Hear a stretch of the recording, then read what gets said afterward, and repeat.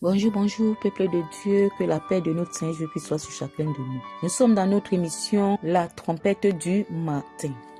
Le Dieu d'Abraham, d'Isaac et de Jacob demeure votre Dieu en toute cette journée, au nom puissant de Jésus de Nazareth. Nous sommes dans Deutéronome chapitre 4, exhortation. Maintenant Israël, écoute les lois et les ordonnances que je vous enseigne. Mettez-les en pratique afin que vous viviez et que vous entriez en possession du pays que vous donne l'Éternel, le Dieu de vos pères. Israël, c'est qui? C'est celui qui a accepté Jésus. Israël, c'est qui? C'est toi qui es en train de suivre Jésus. Écoutons encore la parole de Dieu. Maintenant, Israël, écoute les lois et les ordonnances que je vous enseigne. Mettez-les en pratique afin que vous viviez et que vous entriez en possession du pays que vous donne l'Éternel, le Dieu de vos pères. Vous n'ajouterez rien à ce que je vous prescris et vous n'en retrancherez rien. Mais vous observerez les commandements de l'Éternel votre Dieu tels que je vous les prescris. Vos yeux ont vu ce que l'Éternel a fait à l'occasion de Baal-Péor. L'Éternel ton Dieu a détruit du milieu de toi tous ceux qui étaient allés après Baal-Péor. Et vous, qui vous êtes attachés à l'Éternel votre Dieu, vous êtes aujourd'hui tous vivants. Baal-Péor, c'est une divinité, c'est un faux Dieu que les hommes ont adoré. Et Dieu conteste l'idolâtrie parce que Dieu ne partage pas sa gloire avec des hommes. Alors cette journée, Dieu veut t'introduire, te connecter à l'adorer en esprit, en vérité, afin de t'empêcher d'être esclave des faux dieux qui ont les oreilles ne voient pas, qui ont les bouches ne parlent pas. Le verset 5 nous dit: Voici, je vous ai enseigné des lois et des ordonnances, comme l'Éternel mon Dieu me l'a commandé, afin que vous les mettiez en pratique dans le pays dont vous allez prendre possession. Bien-aimé, quand Dieu te parle de cette manière, c'est pour te dire que après les bénédictions qu'il te donnera ou qu'il t'a déjà donné, demeure fidèle à lui.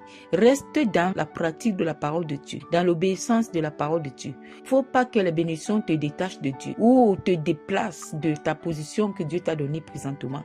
Beaucoup sont dans le monde entier. Quand Dieu les bénit, ils mettent Dieu de côté. Certains disent même de par leurs actions: Oh Dieu, je voulais juste que tu me bénisses, je n'ai plus besoin de toi.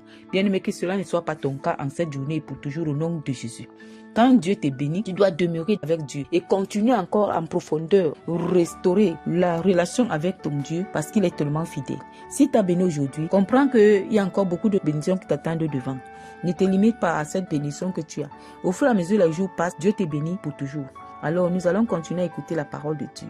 Le verset 6, vous les observerez et vous les mettrez en pratique, car ce sera là votre sagesse et votre intelligence aux yeux des peuples, qui entendront parler de toutes ces lois et qui diront: cette grande nation est un peuple absolument sage et intelligent.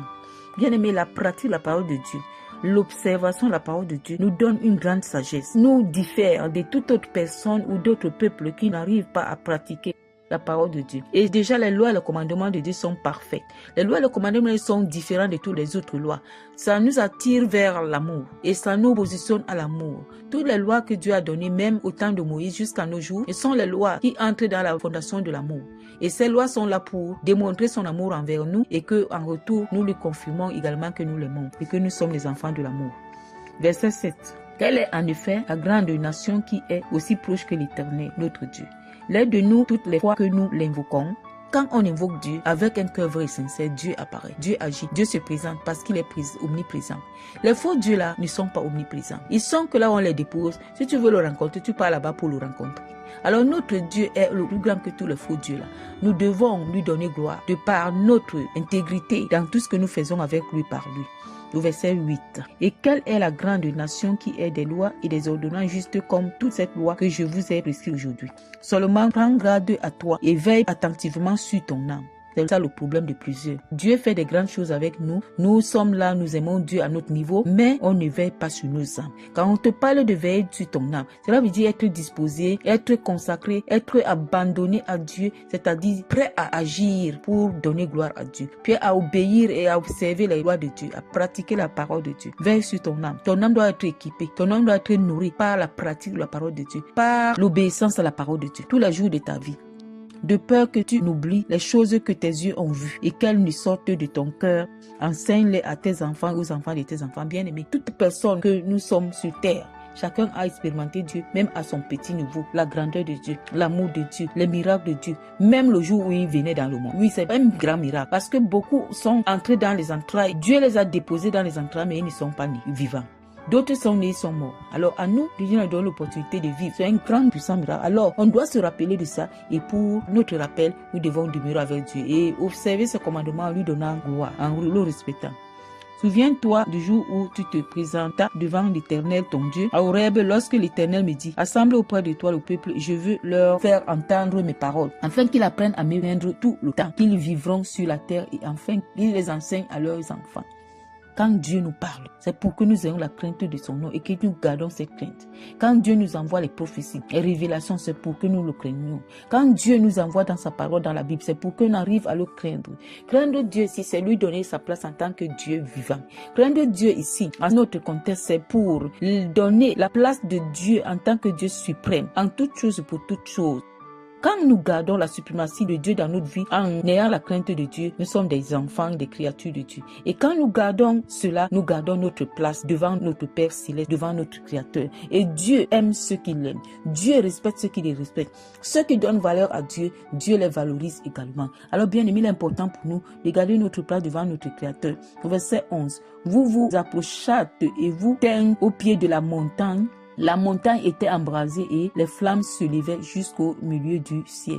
Il y avait des ténèbres, des nuées et de l'obscurité. L'Éternel vous parla du milieu du feu. Vous entendirez le son des paroles, mais vous ne vîtes point de figure. Vous n'entendirez qu'une voix. Il publia son alliance qu'il vous ordonna d'observer les 10 commandements et il les écrivit sur 2 tablettes de pierre. En ce temps-là, l'Éternel me commanda de vous enseigner des lois et des ordonnances. Bien-aimés, nous devons être enseignés. Nous devons être enseignés, peu importe notre âge. Avec Dieu, l'enseignement ne finit pas.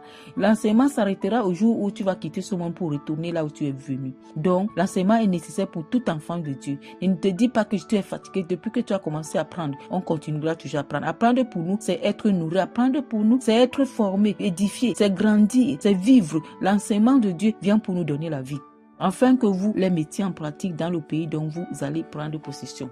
Alors bien aimé, le pays dont nous devons prendre possession, c'est la stabilité envers notre Seigneur. C'est la perfection que Dieu nous a gardée, chacun de nous. Alors quand nous allons arriver à ce niveau-là, nous allons prendre possession de notre spiritualité en tant que les véritables fils, les héritiers véritables que Dieu compte sur eux. Alors bien aimé, nous sommes à la fin de notre exhortation et nous allons prier. Père, nous te remercions infiniment parce que cette exhortation vient pour impacter en moi encore davantage un feu particulier qui alimente tout mon corps pour pouvoir me maintenir avancé sur ton chemin dans la liberté et la crainte de ton nom. Béni sois-tu pour la vie de mon frère et que cette parole m'accompagne toute la journée ainsi que mon frère et soeur, apportant à moi la vie et la victoire au nom puissant de Dieu. J'ai prié ainsi. Alléluia. Amen. Amen. Amen.